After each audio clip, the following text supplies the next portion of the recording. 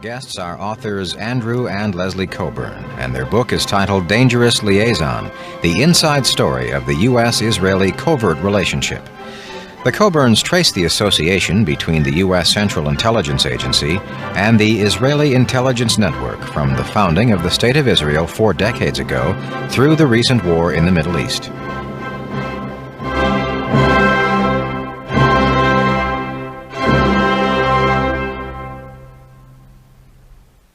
Andrew Coburn, co-author of the book Dangerous Liaison, the inside story of the U.S.-Israeli covert relationship. What's the premise of your book? The premise is that there's a side to the relationship between the U.S. and Israel which goes much beyond just the sort of sentimental links and the links forged by supporters of Israel in this country. What we explain is that there has been since almost the earliest days of the Israeli state and the earliest days of the CIA, a secret bond, a secret link between them, basically by which the Israeli intelligence did jobs for the CIA and for the rest of American intelligence. And this, you cannot understand what's been going on around the world with American covert operations and indeed Israeli covert operations until you understand that the two countries have this secret arrangement. Leslie Coburn, what was the most interesting part of writing this book? Well, I mean, there are a number of things. For example, one particular part which I found most interesting was we talk about Israeli operations in Colombia and some of the Israeli commandos who trained the hit squads of the Medellin cartel. It turns out that they had trained us in Israel as well, and when they were between trips to Colombia. These were the same people who also trained most of the top commanders in the Guatemalan military, also trained the Contras. And they had a firm that was under license to the Israeli Ministry of Defense.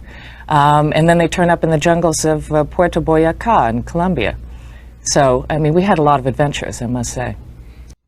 And I remember a wonderful evening we had in his home, in his study, where he was talking in guarded fashion about his career in intelligence. He then went on to be Director General of their Foreign Ministry. But I suddenly noticed around the walls of his study where we were sitting, it was like a history of Israeli covert operations because, for instance, on one wall there were the most beautiful wood carvings, African wood sculptures. And I said, "Oh, they're lovely, David. Where'd you get those?" "Oh, present from Mobutu." Was I, yeah. "Oh, that one's nice. Where'd that come from?" Bokassa, Central African Empire. Then another wall, beautiful Persian miniatures.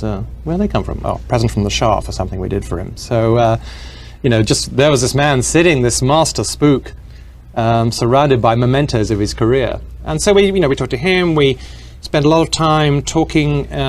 There's a street in Tel Aviv, an avenue called Sha'al Hamelech, which is right across the street from what's called the Kiryah, which is the Ministry of Defense compound. It's a huge area in the middle of Tel Aviv.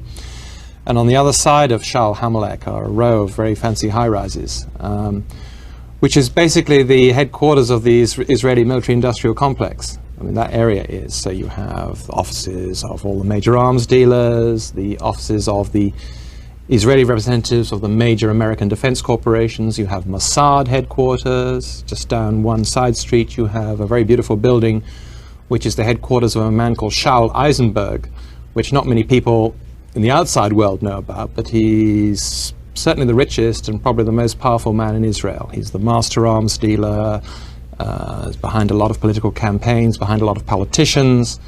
Again, very much involved in this secret world of arms deals and covert operations that we talk about as the link with America. There were 2 American names early in the book, Al Schwimmer and Hank Greenspun. Well, Al Schwimmer is, again, a fascinating character. He, right at the very birth of Israel, his real name's Adolf Schwimmer, but everyone calls him Al. He was basically an arms smuggler for Israel. He was flying in arms during their War of Independence from all over the place. He was originally a TWA flight engineer, in fact, but also a brilliant pilot. So, for example, he was flying arms from Prague because in the early days of Israel, in fact, most of their arms, or one of their most important single arms supplier, was the communist government in Czechoslovakia. And Schwimmer was part of that. He went on to found Israeli aircraft industries. In the meantime, still sort of flying arms, doing covert arms deals around the world. And then years later, his energy is still undiminished. He was right at the heart of the Iran-Contra business. He was, absolutely central at one point to the covert shipments of arms to Iran.